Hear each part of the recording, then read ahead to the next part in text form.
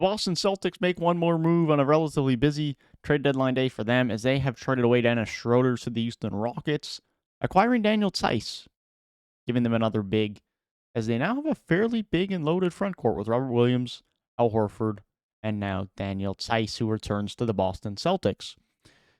Dennis Schroder was a great signing for the Celtics in terms of value on a mid-level exception, but ultimately was only going to be there for a year, wasn't going to be able to re-sign long-term. The Celtics are looking for someone different and better for their long-term playmaker alongside Jalen and Jason.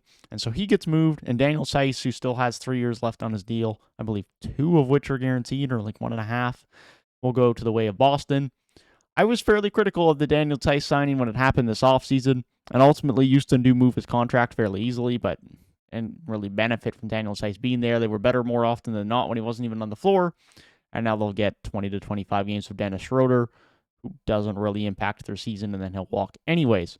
But an insignificant move for Houston, other than getting rid of his contract in terms of Daniel Theis, which is probably a positive. But then for Boston, you require a bit more big depth, which isn't a bad thing. Daniel Theis is a fine, solid role player, can rebound a bit, can defend a bit. He's nothing special, but it's a bit of value that you can have past this season for Dennis Schroder, which ultimately is a positive. And this team is already so deep into cap room that there's no real concern of cap flexibility long term. Daniel Theis does limit a bit of that, but ultimately he's a contract that you can throw into a trade to acquire someone if you want. And that's kind of it is what it is for Boston right now. Cap flexibility is not the main priority, but having a bit more depth, getting some value for Schroder, and having someone that they can have in a trade to match salaries with, is about as good of an asset as they could have got right now for Dennis Schroder. But that is my thoughts. Let me know your thoughts down in the comment section below.